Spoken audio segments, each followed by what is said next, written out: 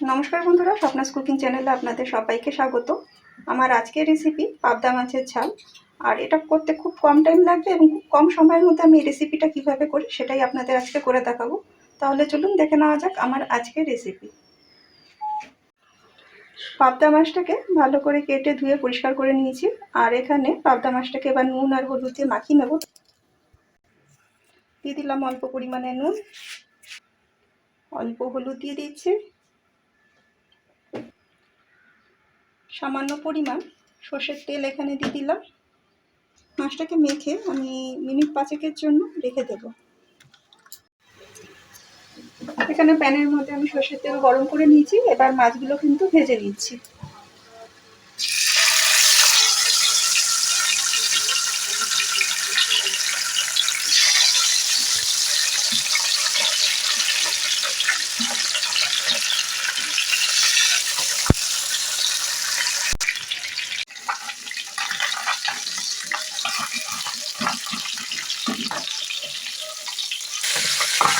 মাছটা উল্টে পাল্টে এভাবে কিন্তু ভেজে নিচ্ছি। মাছটা ভাজা হয়ে গেছে, এবার তুলে নিচ্ছি। পাবদা মাছের ঝাল তৈরি করার জন্য একটা মশলা তৈরি করে নেব। নিয়েছি এখানে বড় চামচের 2 চামচ পোস্তটা আমি গরম জলে ভিজিয়ে রেখে দিয়েছি প্রায় 10 মিনিট আগে। আর নিয়েছি এখানে 1/2 ইঞ্চি আদা কোচানো, আচ্ছা টমেটো কুচি, একটা বড় সাইজের টমেটো নিয়েছি, আর 3টে নিয়েছি কাঁচা লঙ্কা, অল্প নিয়েছি ধনেপাতা কুচি। এখানে হাফ টমেটো, কাঁচা লঙ্কা, আদা আর পোস্ত একসাথে পেস্ট করে নিচ্ছি। মাছ ভেজে নেওয়ার পরে যে তেলটা রয়ে গেছে ওই তেলের মধ্যে একটা তেজপাতাকে ছিঁড়ে দিয়ে দিচ্ছি। আর দিচ্ছি এখানে হাফ চামচ গোটা জিরে। 2-3 সেকেন্ড পরে দিয়ে দিলাম 2টো কাঁচা লঙ্কা। আর দিয়ে দিলাম এখানে যে হাফ টমেটোটা রেখে দিয়েছিলাম সেটা, হাফ চামচ নুন দিয়ে দিচ্ছি। নুন দেওয়াতে খুব তাড়াতাড়ি কিন্তু টমেটোটা নরম হয়ে গেছে। আর এরপরে যে পেস্টটা তৈরি করে নিয়েছিলাম সেই পেস্টটা দিয়ে দিচ্ছি।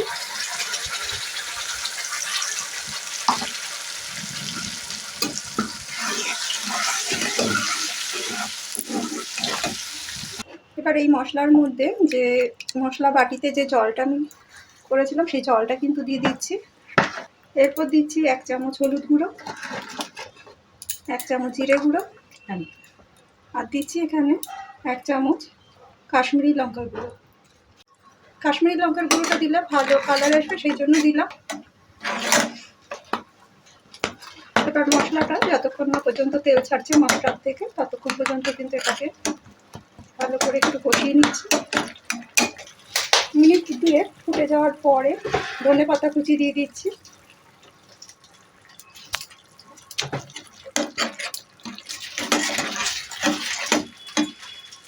এই সময় গ্যাসের ফ্লেমটা মিডিয়াম টু লো করে রাখছি।